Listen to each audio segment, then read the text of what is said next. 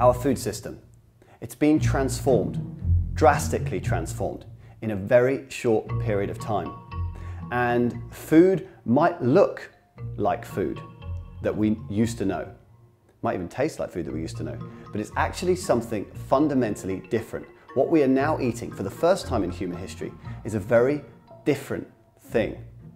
Fundamentally different thing. It's not real food. Now, for 2 million years ago, up to about 4 decades ago, we ate food in a similar spirit. We found the food, killed it or pulled it out of the ground, out the sea, whatever, cooked it and ate it.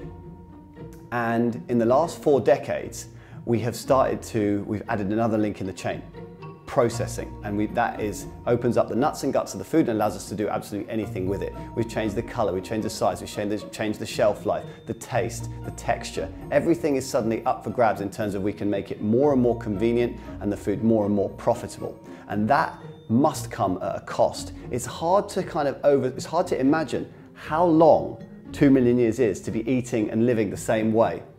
If you can imagine 10 years or 20 years or 120 years, that's almost impossible to imagine, right? 120 years ago. So now put your mind to the fact that it's 2 million years we've been eating food in the same way. And then in 4 decades, we suddenly have changed the whole game. We think it's perfectly normal to eat food with 15, 16 ingredients. We think it's perfectly normal to eat food rammed full of sugar.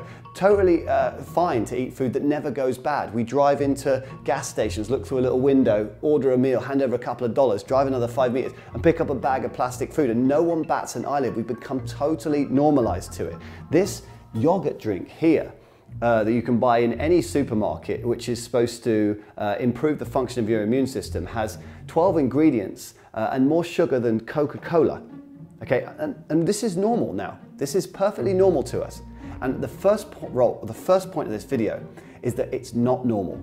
It just seems to be that way. What is normal is what we did since the beginning of time. And at the moment, we are living in an abnormal blip.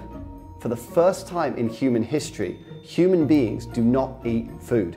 And we are seeing what happens when you do that to human beings. Slowly, over time, the truth is becoming clear. 80% of the food on our supermarket shelves has been modified in some way.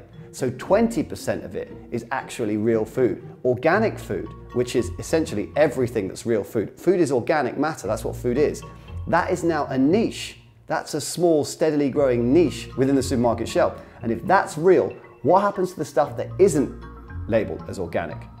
If your goal is to lose weight or get in shape or just be healthy or for your kids to have a longer life, whatever your goal might be, you have to eat the right food.